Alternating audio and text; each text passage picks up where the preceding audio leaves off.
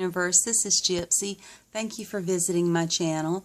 This is my February update for the Fantastic Ladies project known as Pan as Old as Time.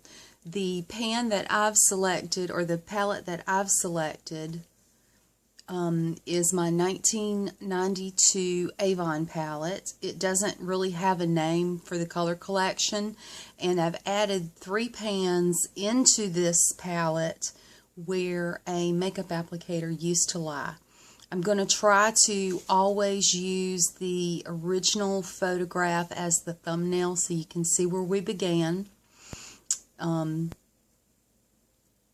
And I don't know if I could put some type of clip together for the progress or not. I don't know if the editing software or the little film video generator on my computer will do that, or even if I have time, honestly. I usually do these unedited videos. So this month I've hit pan, or I have had to repress 2 products because the pan that I worked around the edges got so small I couldn't go in and pick it up with a brush, and instead of reaching or making a really small pan in the center, I added product to it from the green.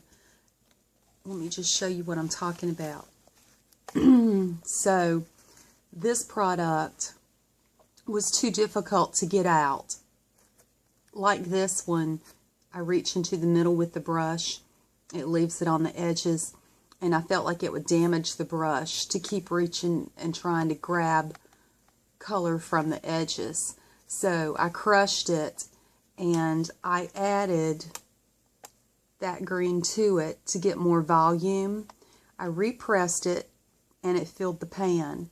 And I've since that time, probably because it's so soft from being crushed, even though, you know, you press them down in here really hard and then you add alcohol on top of them, it's still very soft. So I've used that much. It wasn't completely full, but as far as the depth, but it filled the pan's width. This is the other one that I've just now repressed. It was a brown, and again, it had the edges like this. And I mixed green and black in that one, and you can see that it fills the pan completely. I know that it's going to be soft, and I don't know, but I am going to presume that it could go as quickly as the olive down here. But it was a much lighter brown, and so I added the black, and it's darkened it. So this is an original pan that has not been crushed, and I can still reach without damaging my brush into those edges. Green was the color that I used last month that I wanted, and I'll give you a close-up, that I wanted to show a lot more love to because it was the one that I wasn't reaching into at all. Today, I did take some of this turquoise and use it as eyeliner. And you can probably see that the foundation makeup and the powder is much darker. I don't have that really white, pale look, but it is a lighter look. I've been trying to blend the foundations. Because it's a darker look, I've been reaching into this blush these past few weeks since I ran out of the other foundation more than that other blush. But again, I've got good wear on both of those, and the pan has expanded a little on that blush. They're hard pressed, and they're very hard pressed in here. They're not soft like the other blush that I'd used up before I started this project. All of the pans have wear on them. This was a relatively new pan that I glued down in here, and it's got a substantial amount of pan. That's what I use to set any type of primer. And I'll use that under the brow bone, but I've had to start using it to set primer. I've worn the dome off of the top of this. I actually suspect that that's an e.l.f. product. If it's not an e.l.f. product, it may have been a singles that I purchased at Sally's, and it would have been like a Sally Girl brand. But, and I don't actually recall the 2 brands that these are. But they're, of course, the 2 lighter, of course, are getting the most usage, but I can see a good bit of use now. Some nice dips. I don't pinpoint or target a spot with my brush. I know some folks, especially when you're using blacks, if they're just setting their eyeliner, you'll see a hole in their big pan. I don't do that because of the type of brush that I use. I will stroke it across as much of the pan as I can get.